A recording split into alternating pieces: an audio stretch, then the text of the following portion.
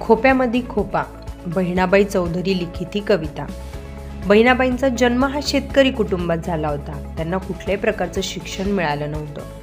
घर आणि भोवतालचा परिसर, कुटुंबीय आणि सहवासात आलेल्या अन्य व्यक्ती यातून त्यांची कविता फुलत गेली।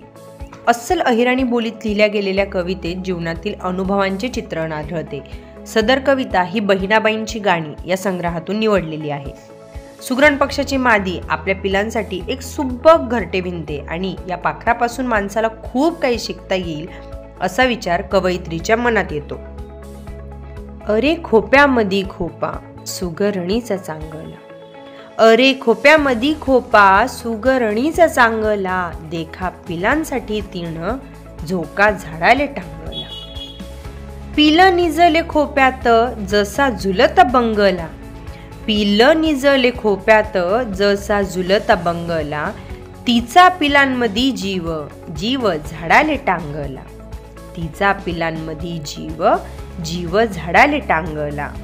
खोपा इनला इनला जसा गिलक्याचा कोसा, खोपा इनला इनला जसा गिलक्याचा कोसा, पाखराची कारागिरी जरा देख रे मानसा, पाखराची कारागिरी जरा देख रे मानसा, तिची उलुशीची चोच, तेच दात तेच ओठ, तिची उलुशीची चोच, तेच दात तेच ओठ, तुला दिले र देवाने 2 हात 10 बोट, तुला दिले र देवाने 2 हात 10 बोट।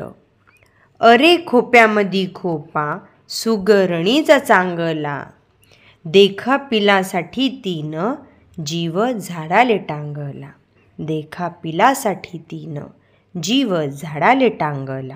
धन्यवाद।